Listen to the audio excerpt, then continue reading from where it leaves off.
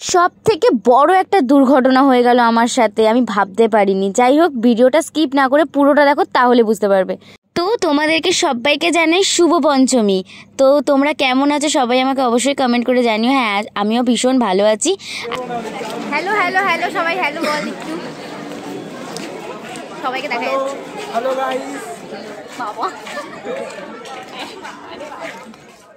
এই হচ্ছে সেই দুর্ঘটনাটার সময় আমার হাত থেকে পাপড়ি চাটটা পড়ে যায় ভিডিও করতে গিয়ে। যাই হোক, সেসব কথা বাদ দাও, এইসব ঘটনা একটু ঘটতেই থাকে, তাই না? তো চলে গেছিলাম আমরা গড়িয়াহাটের দিকে। দেন ওখানে প্যান্ডেলগুলো দেখেছি। তো দেখার পর প্রায় অনেকটা রাত হয়ে গেছে। আমরা রিস্ক নিইনি, কারণ গাড়ি পাবো কি পাবো না। তো একটা ক্যাব বুক করে নিয়েছি। দেন আমরা বাড়ির উদ্দেশ্যে বেরিয়ে গেছি। এখনও অবধি আমাদের পেট পুজো হয়নি, তো ভাবছি কতক্ষণে খাওয়া হবে। আর হঠাৎ করেই আমাদের একটা ফ্রেন্ডের একটু অসুস্থ হয়ে যাবার কারণে আমরা সেইভাবে আর ঘুরতেও পারিনি, তাড়াতাড়ি চলে আসতে হলো। তো আমাদের সবথেকে ফেমাস জায়গা বাজেট বাইট, তোমরা সবাই অবশ্যই চেনো, আমাদের সিলেনের সামনে রয়েছে।